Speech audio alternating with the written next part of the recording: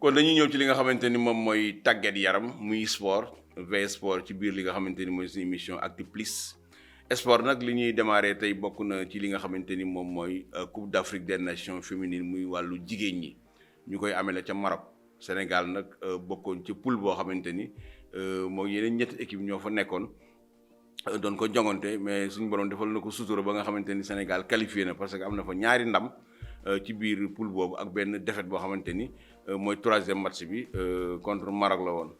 te lañ ca takk mooy équipe bi xawoon na wàññeeku tuuti parce que amoon nañu suñu 3 wala 4 joueurs yoo xamante ni dañu amoon Covid 19 ba mu ñu football match boobu malgré que match ba mun nañu wax ni dañ doon wut kan mooy jël première place bi mais fekkoon na Sénégal qualifié quart de finale ba pare kon quart de finale yooyu tey lañ koy football tey ci àllarba bi Sénégal nag bu 17h jotee dina tase ak bi nga xamante ni moom mooy Zambie.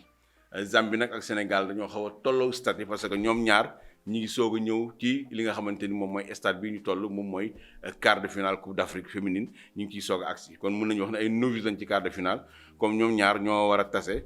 ci li nga xamante ni moom mooy ci poule boobu Sénégal nag deuxième la jël ci poulam Zambie bu tase ak Zambie day wane ni Zambie moom moo jël pay ci poulam kon Zambie am na loo xamante ni am nañ ko ci taxawaay. Mais jàpp nañ ni Sénégal récupéré nañ li nga xamante ni moom mooy seen ñeenti joueurs yooyu nga xamante ni dañoo tawatoon ñoom fi mu nekk nii testé nañ leen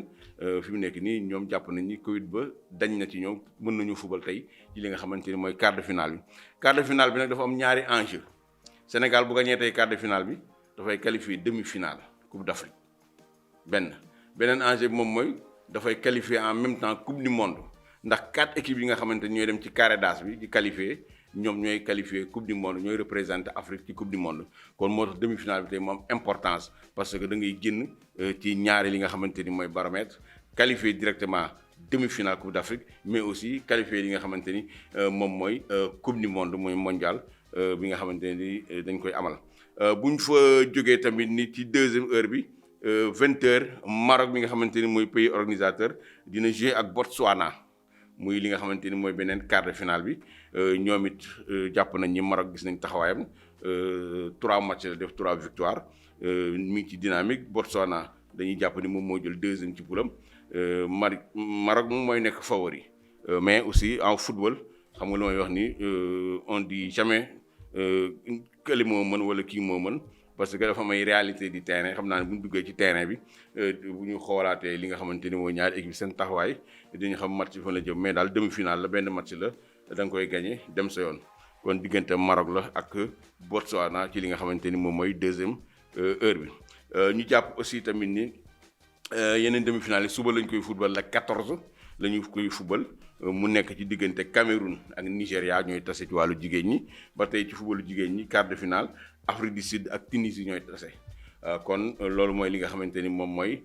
match quart de finale yi Sénégal Zambie tey lay doon à 17h 20h Maroc Botswana demain jeudi 14 juillet Cameroun Nigéria Afrique du Sud Tunisie. ñu jàpp aussi tamit suñu gaynde yu góor yi nga xamante ni aussi ñoom it ñoo nekk fii ci Sénégal di football ci ay Jaraaf ak Casa Sport Sonacos Génération Foot ñoom it équipe nationale boobu muy les locaux ñoom it dañu war a football ci benn compétition boo xam ne moom la ñu tuddee COSAFA 2022 ñoom nag tey aussi dinañ jongante quart de finale moom sax match boobu léegi mu commencé ndax 12h midi lay commencé ñu jàpp ni nag Sénégal mooy jouer ak Eswatini lay taseel quart de finale lay doon à 12h. bu Sénégal gagné aussi day dem demi-finale ci tournoi bu nga xamante ni mooy COSAFA kon jàpp nañ ni joueurs locaux yi nga xamante ni ñoo nekk fii ci Sénégal ñoom la ñu sélectionné ci li nga xamante ni moom mooy équipe yi nga xamante ni ñoo football championnat fii ci biir Sénégal. bu ñu fa jógee aussi dinañu dem ci li nga xamante ni moom mooy ñaari transfert yoo xamante ni jàpp nañ ni léegi mu sotti muy transfert ki nga xamante ni moom mooy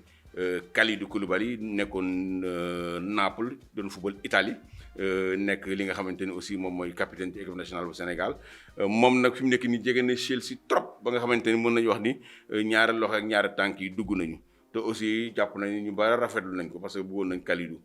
jógee Naples dem Angleterre kon fi mu nekk nii équipe bu mel na Chelsea fi mu nekk nii fa la war a dem te léegi mu signé Idrissa Gana Gueye ak ki nga xamante ni moom mooy Paris Saint-Germain ay tolo am na fa ba jàpp nañ ni Paris sax taxaw na pour libérer ko waaye daal équipe bi nga xamante ni moo ko signe mooy Galatasaray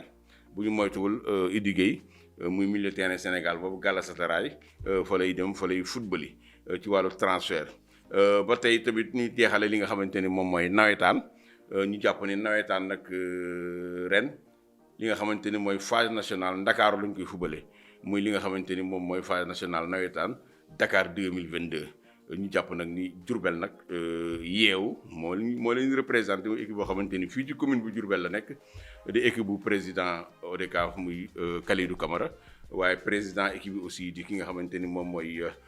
colonel Ousmane Faye ñoom Pathé Diop nekk fa ak ñoom Morkasa Samb ak ñoom Kara Gueye ñoom Pa Abou Camara ñoo seq équipe boobu am na ay dirigeants yu mag moom la ñuy waajal ren pour mu représenter Diourbel pour défendre les couleurs de la région ñu jàpp tamit di temps yëpp transfert yi ñu ngi koy gis ci internet bi ay joueurs jóge Pape Diouf dem yeew joueurs jóge Yugo dem yeew joueurs jóge fi nga xamante ni mooy Diamaguène dem yeew kon daal ñoom ñu ngi def seen i recrues pour am équipe bu baax ñu jàpp nag ni phase nationale yooyu ñu ngi koy amal mois d'août bii lañ koy amal yeewu nag ñii la bokkal poule muy R100 bu Thiès di équipe bu mag boo xam ne xam nañ ko parce que phase nationale yi ñu fubale woon Thiès gis nañ taxawaay ba mu fa amoon te wali daan représenté woon Diourbel mais R100 bu Thiès moo nekk ci poule ba garab gi bu Kaffrine équipe bu Kaffrine la mu ngi ci poule bi ki nga xamante ni aussi moom mooy jongul bandul bu Dakar équipe boobu nag moom maa ngi koy soog a dégg Ndakaaru moom parce que Ndakaaru moo defe naa ne équipe bi nawetaan ni bari maîtriser woon naa leen xam naa leen waaye équipe bi daal muy jongul bandul bi ci poule ba la bokk kon ñeenti équipe yooyu ñoo bokk ci poule boo nga xamante ni yow ca loolu footballé pour qualifier kon mi ngi noonu phase nationale 2022 à Dakar yeewu de Diourbel nekk fii ci quartier Mame Thierno Kandji mooy représenté li nga xamante ni moom mooy pratiquement équipe bi kon defe naa ni foofu la ñuy ndar keppe li nga xamante ni moom mooy xibaar yi ci wàllu tàggat yaram di remercier ak di jaajëfal li nga xamante ni mooy suñu technicien muy Fallou Galas mais aussi di dellowaan ju ko li nga xamante ni mooy les téléspectateurs de la télévision VFtv ngeen àndoon ak El Mansour Seck alias Magne seen émission Actu Plus ñu leen jox daje beneen yoon ci beneen numéro Actu Plus jërë ngeen jëf